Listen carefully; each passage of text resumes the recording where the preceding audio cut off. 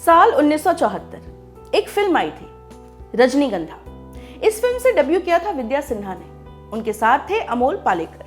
जिस दौर में हिंदी फिल्मों की हीरोइनें त्याग और बलिदान वाले रोल कर रही थीं, पर्दे पर अत्याचार सह रही थीं, तब विद्या ने अपनी पहली ही फिल्म में एक आम मिडिल क्लास पढ़ी लिखी और करियर ओरिएंटेड लड़की का रोल किया था, जो रोने में नहीं बल्कि मूव ऑन करने में यकीन रखती है। असल जिंदगी में भी विद्या कुछ ऐसी ही थी। 15 अगस्त 2019 को जुहू, मुंबई के एक हॉस्पिटल में उनका निधन हो गया। काफी समय से वो फेफड़ों और दिल की दिक्कतों से जूझ रही थी। खानदान उनका फिल्मों में था, पर फिल्मों में अपने दम पर आई।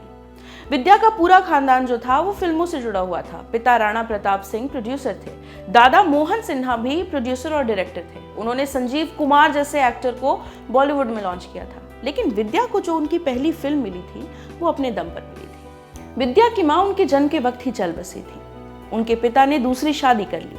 वो अपने नाना नानी के पास माटुंगा में रहने आ गई। माटुंगा मुंबई में है।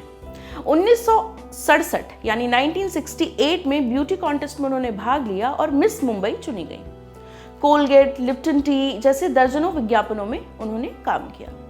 ऐसे ही एक एड में बासु चटर्जी को वो नजर आई।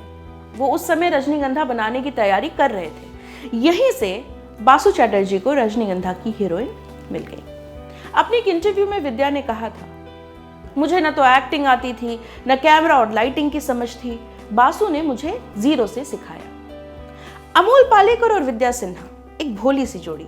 दरअसल विद्या की जो पहली फिल्म थी वो थी राजा काका, जिसका बजट 2 लाख रुपए था और उस फिल्म के लिए उन्हें 10,000 रुपए मिले थे। लेकिन ये फिल्म रजनीगंधा के बाद रिलीज हुई। इसके बाद उन्होंने छोटी सी बात, इनकार, मुक्ति, पति पत्नी और वो और स्वयंवर जैसी कई सुपरहिट फिल्मों में काम किया। 4 फिल्मों में विद्या के हीरो जो थे वो अमोल पालेकर रहे। विद्या का कहना था, अमोल पालेकर के साथ काम करना हमेशा मजेदार रहा। रजनीगंधा में हम दोनों नए थे, सीख रहे थे। अमोल का मराठी एक्सेंट था और वो उसे सुधारने पर काम कर रहे थे। हमारे पास कोई मेकअप रूम और वैनिटी वैन नहीं थे। सेट पर बैठकर ही हम घंटों बातें करते थे और डायलॉग्स याद करते रहते थे।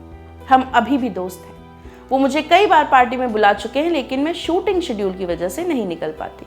विद्या वो एक्ट्रेस हैं जिनको शादी के बाद फिल्में छोड़ने को कहा गया था तो वो अड़ गई थी। विद्या ने डेब्यू से पहले 19 साल की उम्र में ही शादी कर ली थी। तब उनके पति उनके पड़ोसी हुआ करते थे। नाम था वेंकटेश अय्यर।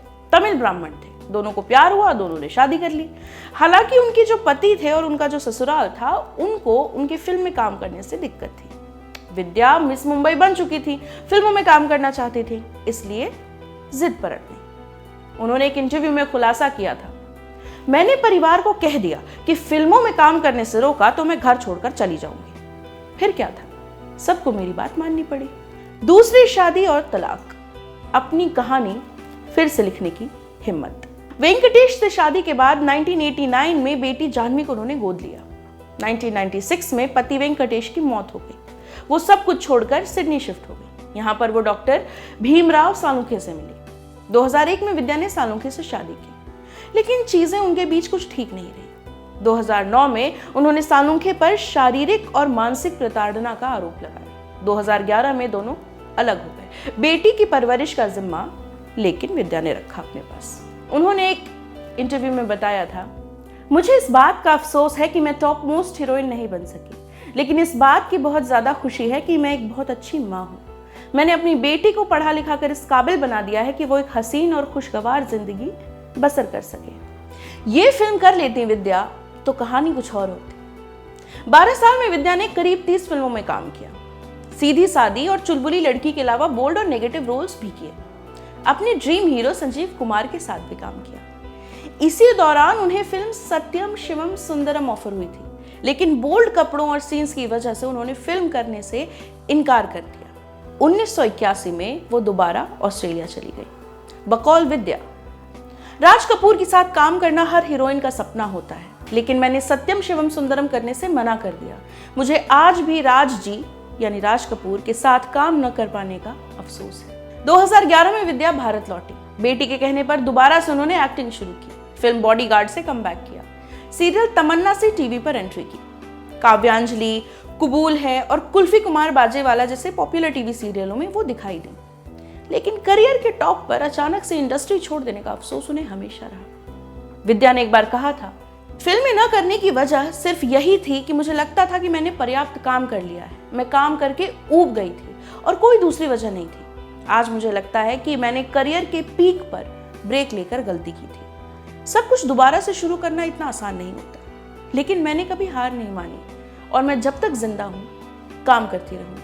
वो मानती थी कि 80 साल की औरत भी अगर चलने और चीजें याद रखने में सक्षम है तो उसे भी घर पर खाली नहीं बैठना चाहिए।